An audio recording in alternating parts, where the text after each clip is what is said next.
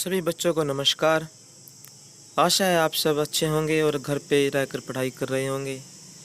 जो हमारा घर से पढ़ाओ अभियान के तहत आज का विषय रहेगा कक्षा 9वीं सेमोशी भाग 1 का 5वां पाठ है, जो सुक्ति मुक्तिकम सुक्ति रूपी मोती। तो इस पाठ को आज हम पढ़ेंगे।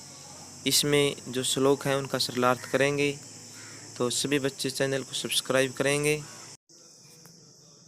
इस पाठ में 8 श्लोक दिए गए हैं। सभी श्लोक अलग अलग नीति ग्रंथों से लिए गए हैं और इनमें आचरण के बारे में बताया गया है। तो सबसे पहला हमारा श्लोक है, जो पहला श्लोक है, ये श्लोक हमारा आचार्य मनु द्वारा रचित मनुस्मृति में से लिया गया है।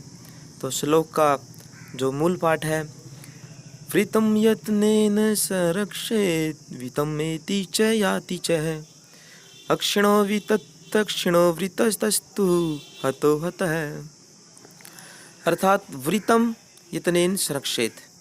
वृतम हमारे वृत्त को, हमारे चरित्र को, व्यवहार को यत्नेन यत्न पूर्वक संरक्षित रक्षा करनी चाहिए। हमारे व्यवहार की, चरित्र की यत्न पूर्वक रक्षा करनी चाहिए। वित्तम एति च याति च। वित्तम धन तो एति च आता, याति च जाता है। धन तो आता रहता है और जाता रहता है। अक्षिणो विततः क्षिणो वृत्त ततस्तु हतो हतः। अक्षिणो विततः, वित्त धन के क्षीण होने पर, धन के नष्ट होने पर अक्षीण वह नष्ट नहीं होता। वृत्तस्तु, लेकिन वृत्त चरित्र के नष्ट होने पर हतो हतः है, वह मारा जाता है। अर्थात धन नष्ट हो जाए तो मनुष्य का दोबारा से धन कमा सकते हैं, लेकिन यदि चरित्र नष्ट हो जाए तो चरित्र को दोबारा प्राप्त नहीं किया जा सकता। दूसरा पद्य हमारा विदुर नीति से लिया गया है। इसका मूल पाठ इस प्रकार से है, श्रूयतां धर्म सर्वस्वं श्रुत्वा चैवावधार्यताम् आत्मनः प्रतिकूलानि परेषां न समाचरेत। अर्थात श्रूयताम धर्म सर्वस्वम। धर्म सर्वस्वम, धर्म के संपूर्ण सार को श्रूयताम सुनो। श्रुत्वा च एव अवधार्यताम, च और श्रुत्वा सुनकर, अवधार्यताम उसको धारण करो। धर्म के आत्मनः प्रतिकूलानि परेषां न समाचरेत। मनुष्य को आत्मनः अपने प्रतिकूल, प्रतिकूल अर्थात जो अपने विरुद्ध हो, ऐसा व्यवहार प्रेषाम दूसरों के साथ न समाचरेत, कभी भी नहीं व्यवहार करना चाहिए। अर्थात आत्मन प्रतिकूल, यानी जो हमें अच्छा न लगे, हमारे जो प्रतिकूल हो, दूसरों के साथ ऐसा व्यवहार नहीं करना चाहिए। अर्थात जो हम अच्छा व्यवहार चाहते हैं, हमें दूसरों के साथ भी अच्छा व्यवहार करना चाहिए। इस प्रकार अपने अनुकूल व्यवहार, हमें दूसरों के साथ भी अनुकूल व्यवहार ही करना चाहिए। तो इसके बाद तीसरा श्लोक आता है। यह तीसरा पद्य चाणक्य नीति से लिया गया है और इसका मूल पाठ है, प्रिय वाक्य प्रदानेन सर्वे तुष्यन्ति जन्तवः तस्मात् तदेव वक्तव्यं वचने का दृढ़तः।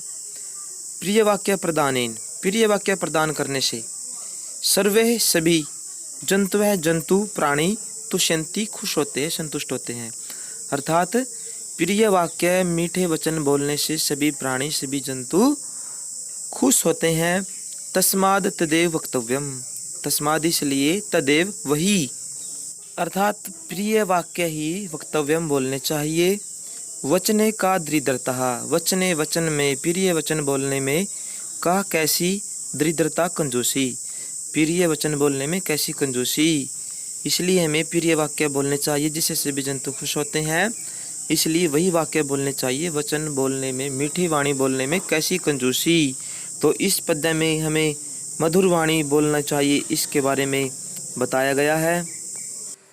तो हमारा चतुर्थ पद्य है, ये सुभाषित रत्न है, पिबन्ति नाद्यस्वमेव नाम्भः सव्यं न खादन्ति फलानि वृक्षाः नादन्ति सस्यं खलु वारिवाः प्रोपकाराय सतां विभूतयः। पिबन्ति नद्यः स्वयमेव नाम है। नद्यः नदियाँ, स्वयमेव अपने आप, अम्भ अपना जल, न पिबन्ति अपने आप नहीं पीती। नदियाँ अपना जल स्वयं नहीं पीती। स्वयं न खादन्ति फलानि वृक्षाः, वृक्ष हैं जो वह अपने फल स्वयं नहीं खाते। वृक्ष अपने फल अपने आप नहीं खाते। वारिवाह खलु वारिवाह शस्यं न आदन्ति। खलु निश्चित रूप से वारिवाह जो जल को वहन करने वाले बादल हैं, शस्यम फसल को, अन्न को, न आदन्ति ही वे भी नहीं खाते। भी जो बादल हैं वो फसल को, अन्न को वो भी स्वयं नहीं खाते। परोपकाराय शताम विभूतयः है। शताम सज्जनों की विभूति, जो विभूतियाँ हैं, सज्जनों की जो महान विभूति है वो परोपकाराय परोपकार के लिए ही होती है। अर्थात परोपकार के लिए ही सज्जन पुरुष अवतरित होते हैं। तो इस श्लोक में नदियाँ, वृक्ष, बादल और जो सज्जन पुरुष है वो ये बताया गया है कि वो अपना वस्तु अपने आप प्रयोग नहीं करते, दूसरे के परोपकार के लिए ही वो दूसरों को अर्पित कर देते हैं। इससे आगे जो पद्य आता है ये मृच्छकटिक नामक नाटक से लिया गया है। गुणेषु एव हि कर्तव्य प्रयत्नः पुरुषैः सदा, गुणयुक्तो दरिद्रोऽपि नैश्वर्यगुणैः स्मः। अर्थात गुणेषु एव हि कर्तव्य प्रयत्नः पुरुषैः सदा, पुरुष को सदा हमेशा गुणेषु एव गुणों के लिए ही, गुणों में ही प्रयत्न कर्तव्य है, प्रयत्न करना चाहिए। अर्थात मनुष्य को हमेशा अच्छे गुणों को प्राप्त करने के लिए ही कोशिश करनी चाहिए, प्रयत्न करना चाहिए। गुणयुक्तो दरिद्रोऽपि नैश्वर्य गुणैः स्मः। गुण युक्त हो और दरिद्र हो, गुणयुक्त मनुष्य दरिद्र होने पर भी अगुणै ईश्वरी न स्मः। अगुणै गुणहीन, और जो ईश्वरी का अर्थ यहाँ पर अमीर व्यक्ति का लिया जाएगा, अभी जो ज़्यादा ऐश्वर्यशाली है लेकिन वो अगुण हो उसमें, तो भी वह उसके स्मः न स्मः समान नहीं होता, अर्थात उसके बराबर नहीं होता। अर्थात गुण युक्त दरिद्र व्यक्ति गुणों से रहित अमीर व्यक्ति के समान नहीं होता, अर्थात वो उस अगुणों वाले गुणहीन व्यक्ति से भी ज़्यादा सर्वश्रेष्ठ होता है। इसलिए हमें हमेशा गुणों के लिए ही प्रयत्न करना चाहिए। यदि गुणवान व्यक्ति होगा तो वो गुणों से हीन व्यक्ति, अमीर व्यक्ति से भी सर्वश्रेष्ठ माना जाएगा, चाहे वो कितने पैसे वाला हो। यदि उसके अंदर गुण नहीं है तो वो गुणयुक्त ही सर्वश्रेष्ठ माना जाएगा। ये पद्य हमारा नीति शतक ग्रंथ से लिया गया है। तो इसका मूल पाठ है, आरंभ गुर्वीक्षिणी कर्मेण लघ्वी पुरा वृद्धिमति च पश्चात, दिनस्य पूर्वार्ध प्रार्ध भिन्ना छायो मैत्री खल सज्जनानाम। अर्थात इसमें दुर्जन और सज्जन व्यक्ति की मित्रता के बारे में बताया गया है। जैसे दुर्जन व्यक्ति, बुरे व्यक्ति की मित्रता कैसी होती है। आरंभ गुर्वी, आरंभ में, शुरू में तो वो गुर्वी ज़्यादा होती है। क्षीणी कर्मेण, और फिर उस प्रकार कर्म से वो घटती जाती है। जैसे सुबह धूप ज़्यादा होती है।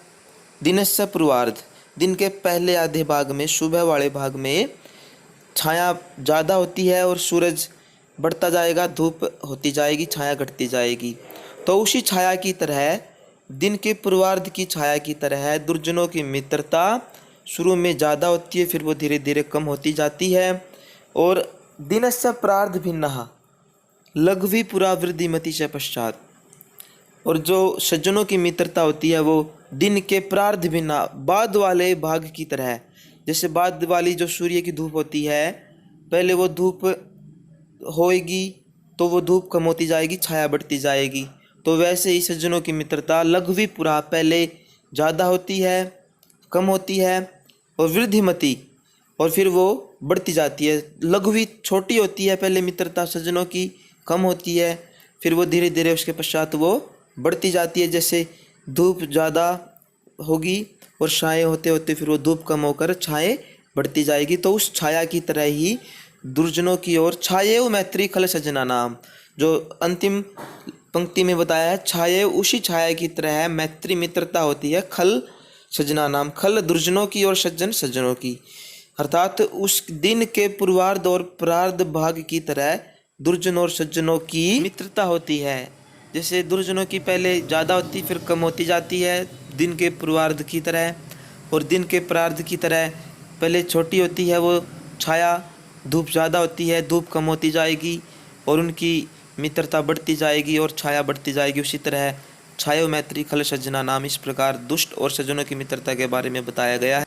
ये जो 7वां पद्य है भामिनी विलास से लिया गया है बच्चों, और इसका मूल पाठ है, यत्रापि कुत्रापि गता भवेयुर हंसामहि मंडल मंडनाय, हानिस्तु तेषां हि श्रोव्राणाम येषां मरालयशः विप्रयोगः।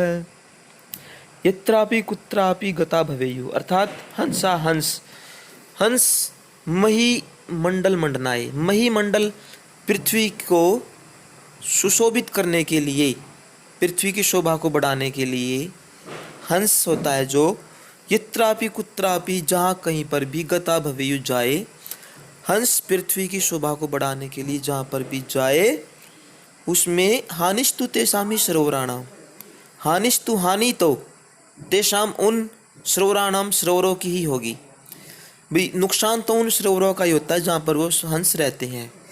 ये शाम मरालय से भी प्रयोग है, जिनका उन हंसों के साथ भी प्रयोग किया जाता है, होता है। अर्थात यदि हंस क्या होता है, सरोवर की शोभा को बढ़ाने वाले होते हैं, और वो पृथ्वी की शोभा को बढ़ाने के लिए कहीं पर भी चले जाए तो नुकसान उन हंसों का नहीं है, हानि तो उन सरोवरों की है। ये शाम मरालय से विप्रयोग है, जिनका उन हंसों के साथ विप्रयोग, बिछड़ना, जो वो उस सरोवर से बिछड़ जाते हैं, जिस सरोवर को यदि हंस छोड़ देता है तो नुकसान हंस का नहीं उस सरोवर का ही होता है। इसी प्रकार जो अच्छे व्यक्ति होते हैं उनका कोई नुकसान नहीं होता, वो जहाँ पर भी जाएंगे वहीं पर सुशोभित होंगे अपनी अच्छाई के कारण, तो नुकसान तो उस जगह का होगा जहाँ से वो जाएंगे, और जहाँ पर जाएंगे अपनी शोभा को बढ़ाएंगे। इस पाठ का हमारा जो अंतिम पद्य है यह हितोपदेश नामक ग्रंथ से लिया गया है। तो इसका जो मूल पाठ है, गुणः गुणज्ञेषु गुणा भवन्ति ते निर्गुणं प्राप्य भवन्ति दोषाः, आस्वाद्यतो या प्रवहन्ति नद्यः समुद्रमासाद्य भवन्ति अपेयाः। अर्थात गुणः गुणज्ञेषु गुणा भवन्ति, गुण होते हैं जो, गुण क्वालिटी होती हैं जो, गुणज्ञेषु वो गुणवान व्यक्तियों में ही गुण होते हैं, गुण गुणवान व्यक्तियों में जाकर गुण बन जाते हैं। ते निर्गुणम प्राप्य है, वे निर्गुणम गुण रहित को प्राप्त होकर, निर्गुणता को प्राप्त होकर, भवंती दोषः दोष बन जाते हैं। गुण गुणवान व्यक्तियों में जाकर गुण बन जाते हैं और वो निर्गुण को प्राप्त होकर दोष बन जाते हैं। आस्वाद्य तो यहाँ पर बहती नद्य है, जो आस्वाद्य तो यहाँ पीने योग्य जो जल होता है, नद्य है नदी का, प्रवहंती जो बहती हुई नदी का जो पीने योग्य पानी है, जो स्वादिष्ट जल होता है। समुद्र आसाध्य है, वो समुद्र में पहुंचकर भवंती हो जाता है, क्या हो जाता है, अपेयः न पीने योग्य, अर्थात वो खारा जल हो जाता है, वो पीने योग्य पानी नहीं रहता। तो गुण गुणवान व्यक्तियों में ही होते हैं, वो निर्गुण को प्राप्त होकर दोष बन जाते हैं। नदी का पीने योग्य पानी, स्वादिष्ट जल समुद्र में पहुंचकर वो अपेय, पीने योग्य नहीं रहता। अर्थात जो व्यक्ति जिसके जैसे संपर्क में आता है वो वैसा ही हो जाता है। तो बच्चों, ये आशा है आपको इस पंचम पाठ के सभी श्लोक और इनका हिंदी अनुवाद समझ में आ गया होगा, और इसके बाद हम इसका अभ्यास करवाएंगे। किसी बच्चे को समस्या आए तो विद्यालय के ग्रुप में आप पूछ सकते हैं, और इस चैनल में अधिक से अधिक संस्कृत की और वीडियो जानने के लिए तो आप इस चैनल को सब्सक्राइब करें, शेयर करें।